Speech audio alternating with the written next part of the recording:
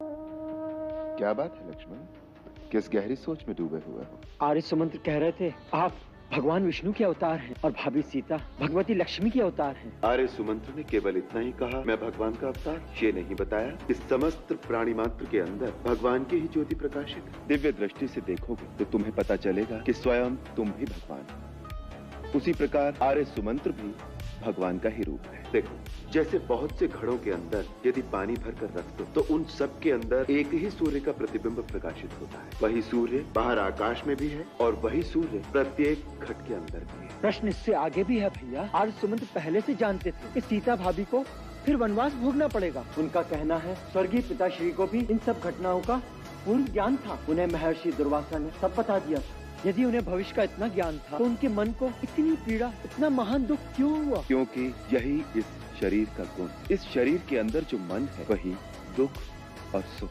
पीड़ा और प्रसन्नता की भावनाओं का वाहन है। और माया हर प्राणी की परीक्षा उसी मन के द्वारा लेती है। भविष्य का ज्ञान होना या न होना कोई बड़े महत्व की बात नहीं है। योग की साधना से कोई भी प्राणी त्रिकालदर्शी हो सकता है। मैं तो समझता हूँ भविष्य का ज्ञान होना बहुत महत्वपूर्ण बात है। आगे क्या होना है यह जानने की लालसा तो सब में होती है। प्राणी के लिए इतनी बड़ी बात महत्व की नहीं होगी तो फिर कौन सी बात बड़े महत्व की होगी? सबसे बड़े महत्व की बात है कि दुख और सुख के समय प्राणी कैसा व्यवहार करता है। वो भावना की चोट सहकर भी अपने धर्म, अपने कर्तव्य पर स्थिर रहता है कि नहीं। इसलिए मैं भविष्य के ज्ञान को कोई महत्व नहीं देता। देखो लक्ष्मण, होनी तो होगी ही, परंतु उसका सामना प्राणी किस प्रकार करता है यही महत्वपूर्ण बात है। पिताश्री को भविष्य का ज्ञान था, इसमें उनकी महानता नहीं है, परंतु सब कुछ जानते हुए भी उन्होंने अपना धर्म का पथ नहीं छोड़ा, अपने प्राण त्याग दिए, परंतु अपना वचन भंग नहीं किया, यही उनकी महानता थी। सीता को देखो, यदि दुर्वासा के कथनानुसार वो लक्ष्मी का अवतार है तो उसमें